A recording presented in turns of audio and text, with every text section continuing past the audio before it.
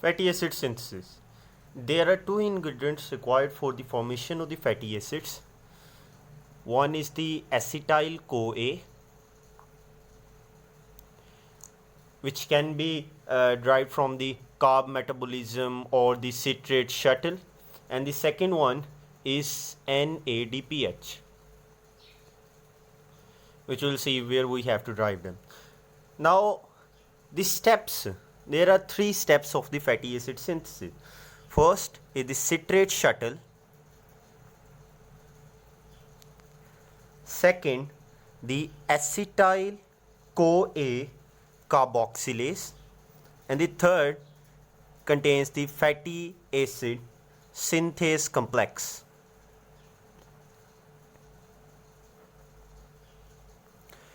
Now moving toward the first step, that is the citrate shuttle. The citrate shuttle involves the derivation of acetyl CoA out of the mitochondria. Now acetyl CoA cannot cross the mitochondria, so we use the process known as citrate shuttle to move it out of the mitochondria. Now the question arises, where the acetyl CoA comes into the mitochondria. The acetyl CoA is the end product of the glycolysis and other functions, other processes occurring in the mitochondria. So this acetyl CoA, which for now can cross the mitochondrial membrane, and we have to move it into the cytoplasm. It combines with the oxaloacetate.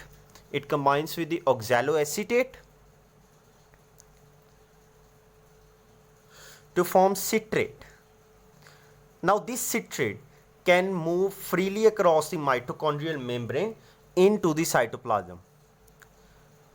Now our main purpose was to take the acetyl CoA, not the citrate. So an enzyme called citrate lyase acts on this citrate in the cytoplasm and breaks it down into acetyl CoA, which is required first ingredient, and an additional compound, oxaloacetate. Now we can reuse this oxaloacetate here, but again the problem arises that oxaloacetate can cross the mitochondrial membrane. So an enzyme known as Malic enzyme converts this oxaloacetate into pyruvate. An important point here is that it converts NADP positive into NADPH, which is also favorable in our side because NADPH is the second ingredient of the fatty acid synthesis. Now this Malic enzyme, first, the important point is that it provides the second ingredient, which is NADPH, and the rest of the required NADPH comes from the pentose phosphate pathway.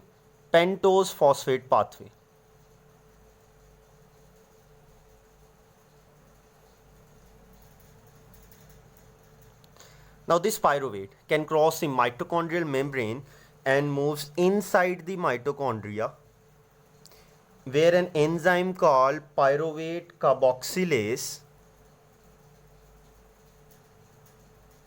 acts upon it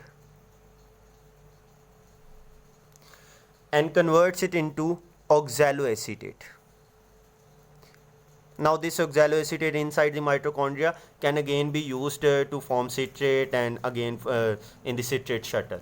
So that was the first step of the fatty acid synthesis, in which we have taken the first ingredient acetyl CoA and the second ingredient NADPH.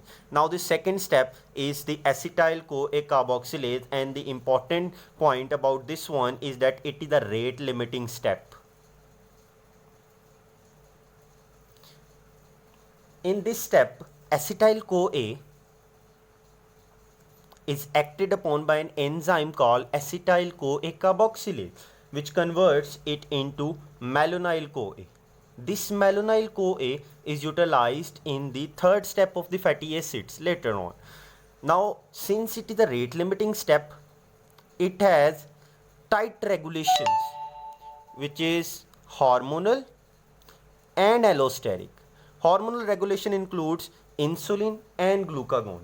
Insulin increases the activity of phosphatase, which removes a phosphate group from the acetyl CoA carboxylase, and this act as a negative feedback on the acetyl CoA carboxylase, while the glucagon increases the activity of cyclic AMP dependent kinase, which adds the phosphate group to the acetyl CoA and thus increases its activity. In allosteric inhibition, allosteric regulation, there are two factors, the citrate and the fatty acid.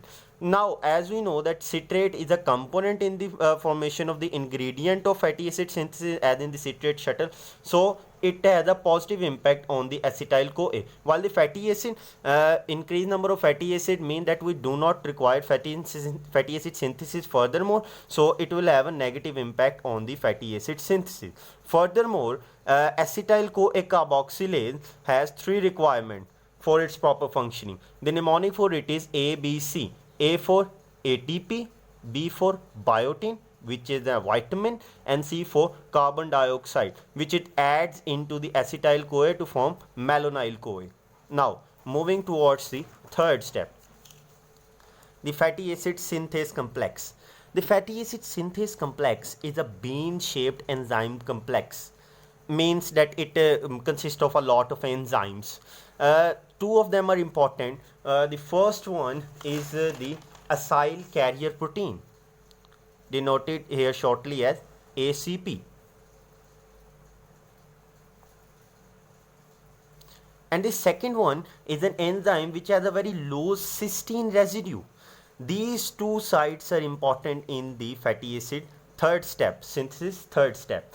Now, first of all, the initiation occurs in the third step, which is acetyl CoA, that is the first ingredient of fatty acid synthesis, is acted upon by an enzyme known as acetyl CoA transacylase.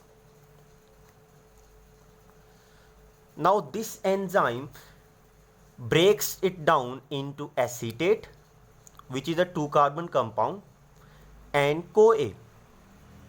It generally separates the CoA from the acetyl CoA to, so that we can get the acetate. Now, this acetate attaches to the ACP side of the fatty acid complex, and then it jumps over to the cysteine side of the fatty acid complex. In the next step, where the acetate is attached to the cysteine side and the acyl carrier protein site is empty, the malonyl CoA, remember the malonyl CoA which we produce in the second step, the malonyl CoA is acted upon by an enzyme malonyl CoA transacylase, which removes the CoA from the malonyl CoA. CoA is removed and we get a 3-carbon compound known as malate. Now, this malate attaches to the empty side of the acyl carrier protein. In the next step, an enzyme called 3-ketoacyl ACP synthase acts upon it.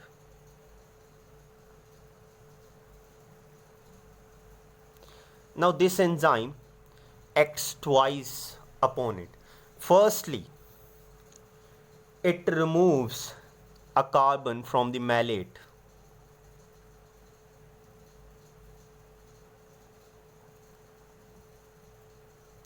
Carbon from the malate to convert it into acetate. Okay, now this malate is converted into acetate. A carbon is removed, and in this process NADPH is utilized, which is the second ingredient. Now, in the next step, the same enzyme, that is 3-ketoacyl ACP synthase,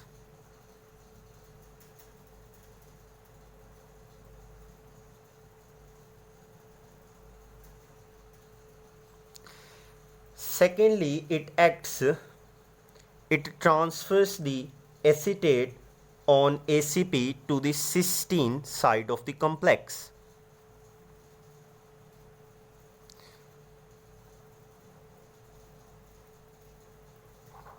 From here to here, so that this acetate, which is a 2-carbon compound, combines with this acetate, which is also a 2-carbon compound, to form a 4-carbon compound attached to the cysteine side of the complex.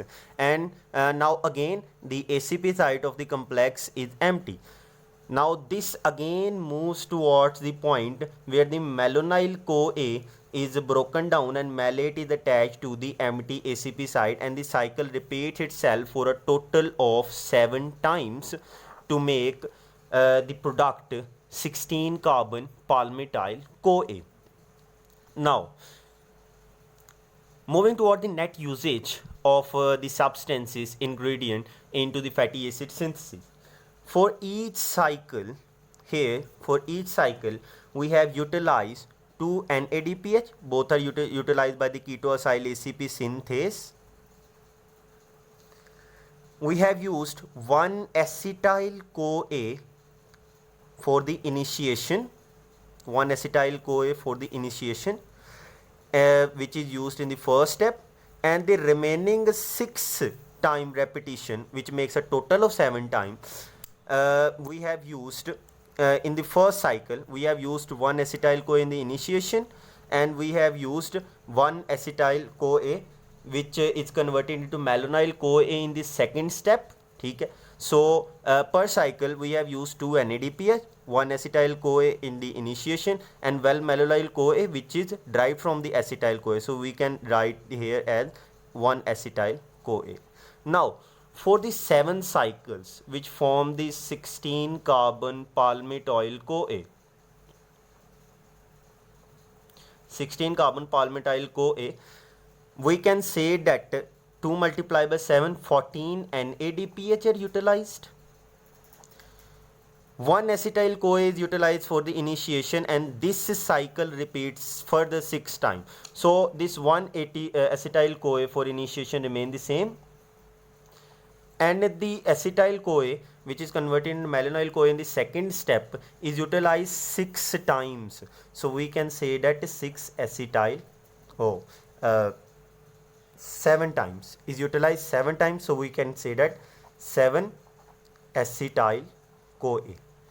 So in order to make this 16-carbon palmitoyl CoA, which for the formation of further long fatty acid acts as a precursor, we need 14 NADPH, 1 acetyl CoA for the initiation, and 7 acetyl CoA for the 7 time repetition of the this cycle. So it makes 14 NADPH and 8 acetyl CoA for a total.